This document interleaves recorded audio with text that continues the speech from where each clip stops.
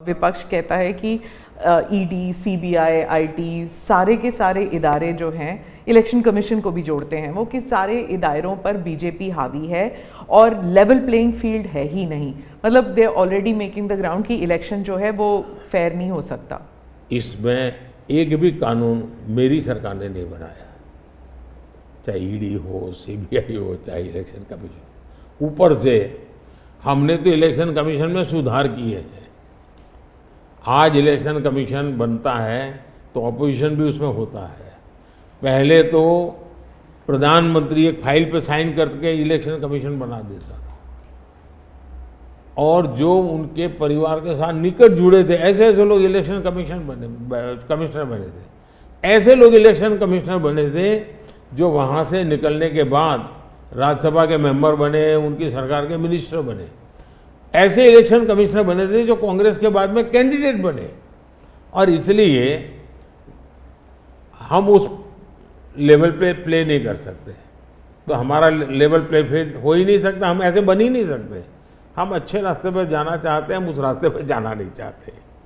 दूसरी बात है, आखिर ईडी सीबीआई कैसे बनी? ईडी वगैरह का आप देखेंगे या इलेक्शन कमीशन का अपने एक कहावत है, नाच न जाने आंगन टेढ़ा।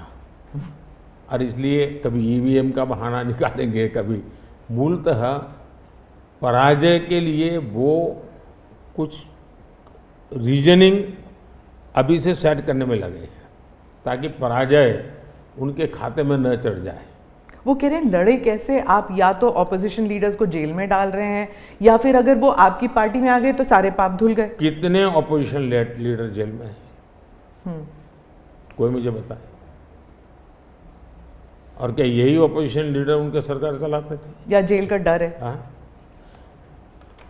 डर तो पाप का होता है जी, ईमानदार को क्या डर होता है? मेरे यहाँ भी तो उन्होंने मेरे होम मिनिस्टर सबको जेल में डाल दिया था। दूसरा, ईडी की बात करते हैं। आप गुजरात के बारे में कह रहे हैं जब आप मुख्यमंत्री? हाँ, मैं मुख्यमंत्री था। अच्छा, जो ईडी की बात करते हैं, ईडी ने जितने केसेस किए ना, उसमें से सिर्फ, देश को समझना, सिर्फ 3% ही पॉलिटिकल लोग इन्वॉल्व है जिन पर एक केस हुए हैं। 97% जिनका राजनीति से कोई लेना देना नहीं, ऐसे लोगों को हुआ है। जो कोई ड्रग माफिया है, कुछ अफसर हैं जो करप्शन करते हैं, कुछ अफसर हैं जो बेनामी संपत्ति बना के बैठे हुए हैं। 97% केस उन पर हुए हैं, जेलों में वो लोग गए हैं। अच्छा, मजा देखिए, ईडी एक स्वतंत्र संस्था को काम कर देना चाहिए, नहीं करने देना चाहिए? बनाई क्यों भाई? 2014 से पहले ये संपत्ति अटैच करने का ईडी को अधिकार है। 2014 से पहले उन्होंने सिर्फ 5000 करोड़ रुपए की संपत्ति अटैच की। कौन रोकता था ईडी को भाई? और किसके लाभ में करता?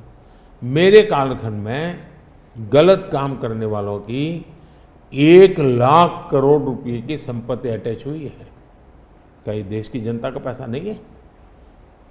दूसरा आंकड़ा तो आप और हैरान हो जाओगे।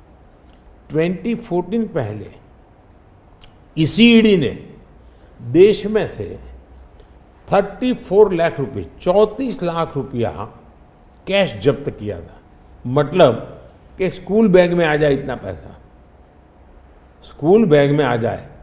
पिछले 10 साल में हमने 2200 करोड़ रुपया कैश जब्त किया है। 2200 करोड़ रुपया कैश जब्त किया है। कहाँ 34 लाख, कहाँ 2200 करोड़। 34 लाख रुपया एक बैग में आ जाता है। 2200 करोड़ रुपया सिप करना है तो वो हाथी का छोटा सा ट्रक आता है ना, 70 ट्रक लगेंगे तब जाकर इतना रुपया हमने, ईडी ने हमारे यहाँ, हमारे कालखंड में। इसका मतलब ये है कि ईडी सही काम कर रही है। कैश पकड़ा है भाई, लोग पकड़े नहीं, कैश भी पकड़ा है। और मेरा ये कमिटमेंट है जी, मैं ये कन्विंस हूं कि भ्रष्टाचार ने देश को तबाह करके रखा है। हमें देश में से भ्रष्टाचार के खिलाफ लड़ाई लड़नी चाहिए, पूरी ताकत से लड़नी चाहिए। और ये मेरा व्यक्तिगत रूप से मेरा ये कन्विक्शन बना हुआ है।